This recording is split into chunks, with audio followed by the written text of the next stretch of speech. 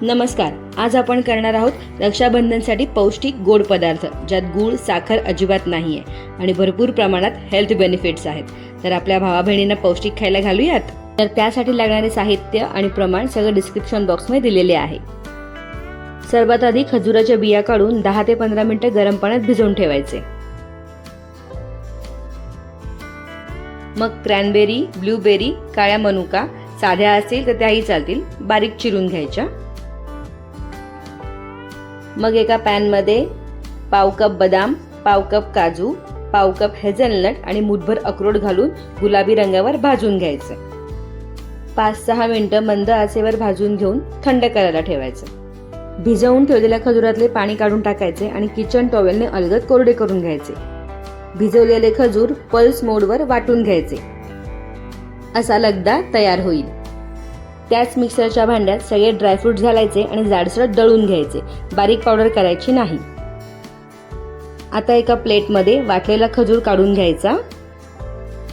त्यात जाडसर दळलेली ड्रायफ्रूटची पावडर घालायची आणि बारीक चिरलेल्या बेरीज घालायच्या. चमचाभर तूप घेऊन सर्व मिश्रण एकजीव गोळा होईपर्यंत मळून घ्यायचे.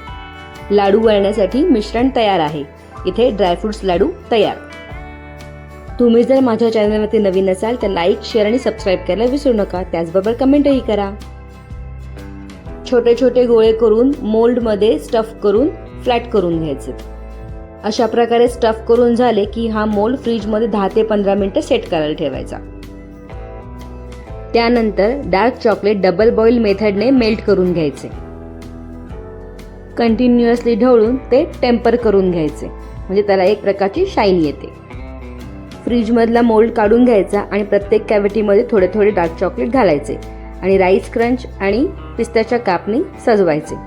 डेकोरेशनसाठी तुम्ही स्प्रिंकल्ससुद्धा यूज करू शकता. आणि पुन्हा 10 ते 15 मिनिटं फ्रीजमध्ये सेट करायचे. झाली की नाही घरच्या घरी हेल्दी मिठाई तयार. फक्त अर्धा पाऊण तासात. चॉकलेट फक्त बाजारातून आणावे लागेल.